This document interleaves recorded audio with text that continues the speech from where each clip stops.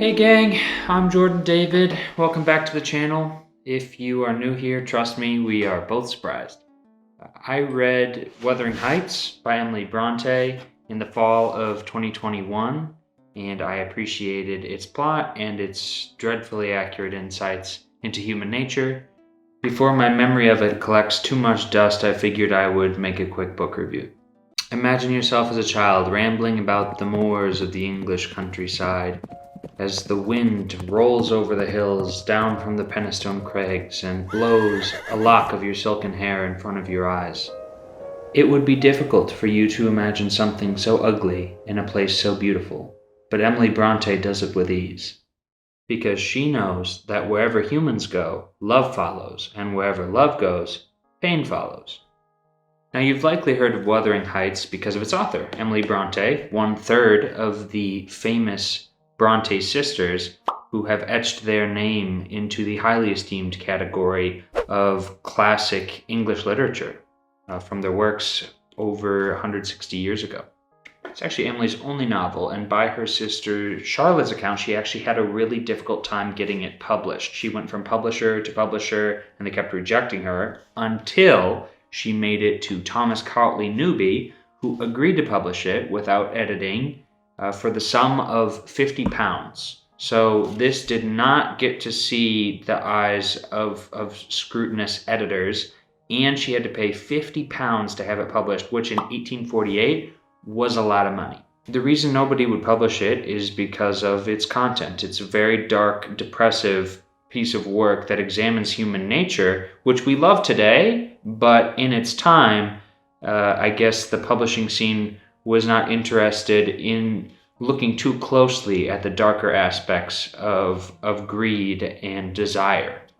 However, the fact that this is Emily's only novel, it underwent no real editing, and it is as good as it is, just proves how much of a genius her and her sisters were in the literary aspect.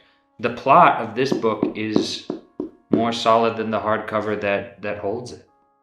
And two, I think that this book is proof that the only thing that matters to a story in the end is its content. It's not about form. It's not about editing. We make it a lot about that when we write stories ourselves, when we look at stories. Contemporary literature plays a lot more with form and style than it does with narrative, I feel.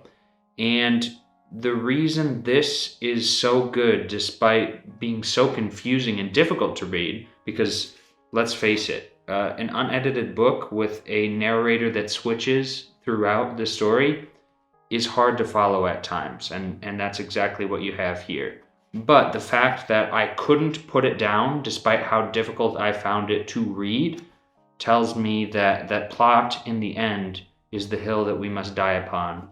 I mean, the characters in this book bring to light all of the vulnerable and dark spots of human nature. I have never seen such true admissions of love, never read such poetic descriptions of spite and greed, and never have I read such cutting anguish of heartbreak as there is in this book.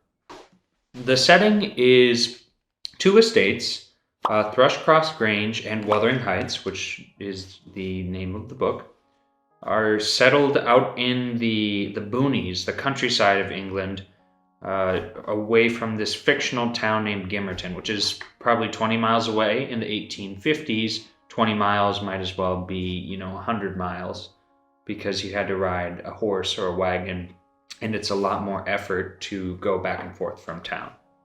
Within this setting, Emily tackles love forbidden by class, the corruption of a man scorned, and the meaninglessness of wealth and power to the actual meaning of our lives, which she posits is love. The story follows 3 generations of each of these families, and the intertwined multi-generational layout reminds me a lot of East of Eden by John Steinbeck, to the point where I wonder if he maybe drew some inspiration in forming his own narrative from reading this book. I don't know, I haven't read about it.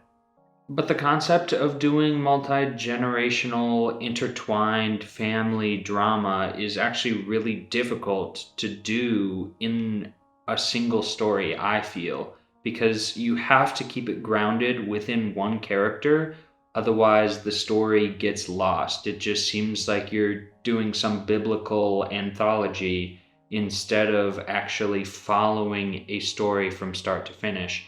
And in East of Eden, we ground ourselves in Adam Trask.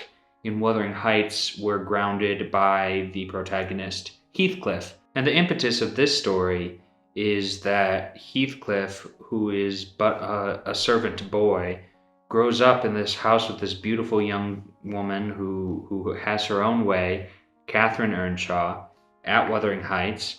And when it comes time, when she's 13, for her to marry, she, even though she admits that she cares about Heathcliff, chooses to marry the Linton boy over at Thrushcross Grange because that is the prim and proper thing to do. Now, she's not normally compelled to do prim and proper things in the presence of her own home, and that's why Heathcliff loves her. But in the presence of high society, Catherine is as put together as anybody.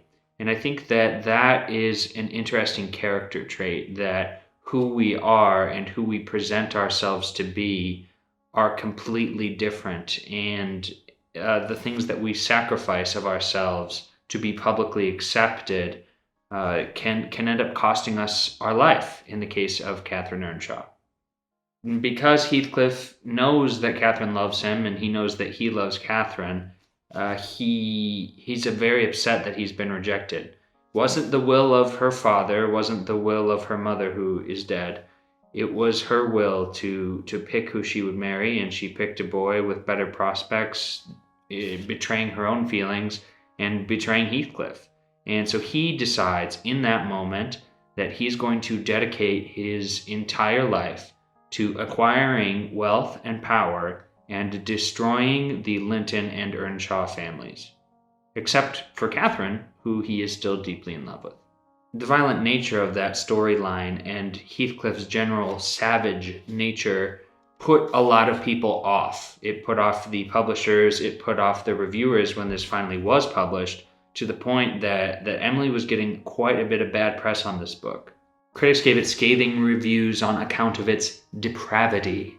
And one review that I particularly like went, "How a human being could have attempted such a book as the present without committing suicide before he had finished a dozen chapters is a mystery. It is a compound of vulgar depravity and unnatural horrors," which I think is a little heavy. I don't recall many unnatural horrors or vulgar depravities as is accounted here, but that's how the review read, and that's how most reviews at that time read. But I actually don't think that critics were off-put by the unnatural horrors. I think that is what they ascribed their discomfort to. Honestly, I feel like they were a little bit afraid of the insight into true human nature and how we put a lot of civility and pride over the spite and greed that we feel when we're wronged. We try to be better than the animal inside of us. And with Heathcliff, Emily completely embraces this more raw aspect. He's raised as a servant boy and abused by his master. And what that takes away is this sense that he needs to look proper, because he knows that in the eyes of society, he never will be proper.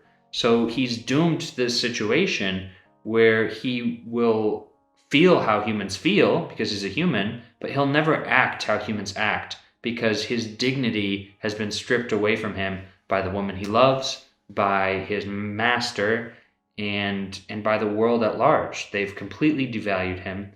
And so he must go out on his own and determine to himself, nobody else really, that he has worth. And the way that he's planning to do that is by destroying everything. And he does. And I say it's insightful because as a human, Emily knows that underneath this layer of civility, there are real, monkey brain animal instincts. And that a lot of the time when we act, even when we pretend we're being benevolent, we're acting in our own self-interest. In fact, she has a quote here that I thought was quite striking when I read it. She says, "Well, we must be for ourselves in the long run. the mild and generous are only more justly selfish than the domineering. And so you have this domineering type, Heathcliff, who is going to go and get what he wants by hook or by crook, however he needs to. And he's going to be viewed selfish by the world. And then you have this equally domineering woman, Catherine Earnshaw, now Catherine Linton, who puts on this mild and generous frame when she's in front of certain people to act prim and proper, but she is just as selfish as Heathcliff is. She's only more justly selfish. It's like the way a lot of people in America give to charity. Giving to charity is a very generous thing to do. However, would they be so inclined to give as much as they do, as frequently as they do, if they couldn't use it as a tax write-off come April?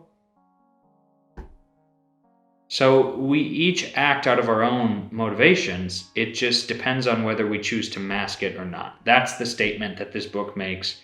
And she shows that either of these paths, if you're going to act in your own self-interest, no matter how you slice it, it's going to destroy you. And to that end, don't expect to root for any of the characters in this book because they're all largely unlikable. They each have their moments where you feel for them. There's a lot of pity to be had for the characters in this book.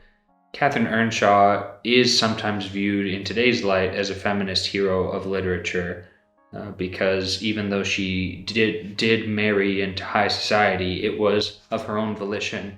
And even within her marriage, she didn't let the man run the house and run her around. She was very much in charge of her situation. And I can see that, but it's still she's not likable. She's just absolutely a terrible person. Heathcliff is a terrible person. And all the ancillary characters who support them are equally as unlikable. That might have been another reason why I got poor reviews. Generally, we like heroes. We like people who are going to go in and change the world for the better, or change somebody else's life for the better, or change their own life for the better. And nobody does that in this book. I mean, he's just sad enough to pity. Just sad enough. If he was a little bit less sad, it would be hard to feel anything other than contempt for him at all. And that's the protagonist. I think that's a little heavy for people. And although the plot is framed by Heathcliff's revenge, Wuthering Heights at its core is a love story, not in the Ryan Gosling and Rachel McAdams way. Wuthering Heights instead shows love not as something that we feel, but something that is put onto us, something that is inherent to human nature. There doesn't seem to be a lot of choice in who you love. You love them, and the feelings that you have surrounding that person are entirely separate from the fact that you love them in the world that Emily has constructed here. It seems to argue that love can be ecstasy when it is professed and shared between two people, but to accept love at all is to accept a later pain that will be unmatched by anything else under the sun. Because when you find that you love something, you have to resign yourself to the fact that at some point you are going to be separated by that thing. Whether that is by death, whether that is by divorce, whether that is by some other circumstance, love is as temporary as life, maybe even more temporary, since many of us seem to go through booms and busts of love. We ain't got but one life to live. And Emily seems more interested in examining how you respond to that loss, because 150 pages of this 250 book happen after the fallout between Heathcliff and Catherine. So it's not as much about the feeling of being in love, but the feeling of knowing you love something and can never have it. And how do you come back from that? And she shows two different methods. She shows Heathcliff's method, and she shows Catherine's method. Catherine's method is to die of a self-imposed isolation and come down with some kind of vapors-like illness where anytime she is confronted about the decisions that she's made, she falls deathly ill and never really recovers from that pain. On the other hand, you have Heathcliff, who lives on the fumes of bitter vengeance for a very long and painful life until he dies somewhere in his 70s. Now, Emily's poetic writing of each of these very dire life paths is certain to discourage anybody from trying them intentionally. But what you get the benefit as a human from reading this book of seeing is maybe you're on one of these paths right now. Maybe you will find yourself on one of these paths in the future. Love never works out. You can be in love with somebody for 50 years, married to them or whatever, then they pass away before you, and now all of a sudden you are trapped with your love inside of this house, and because you shared all these memories with this person, and now there's like a small Boy Scout attaching balloons to it, and you're flying away to a random land. Oh, it was the old man who did the balloons, wasn't it? And the kid just happened to be inside that. It's been so long since I watched the movie. The point is, covering our love cuts with the calluses of greed and spite is not always an intentional choice. It wasn't for the man from Up, and it doesn't seem to be for Heathcliff. It's just something that naturally covers that pain and holds us together, because if you didn't have that, maybe you'd die. She doesn't really take the time to suggest a better way. She just shows the cautionary tale of how not to endure after love. And so if you are in the love pain area of your life right now, this would be a great book to read for you to learn how not to deal with it. If you want to pick up a copy, you can hit up the link in my description, or you can go support a local bookstore, even better. And if you have any thoughts on the book, if you've read it, if you just listened to my review of it, I love hearing from you guys in the comments. Like it if you like the video, and subscribe if you want to see more stuff like this. And until next time, cheers.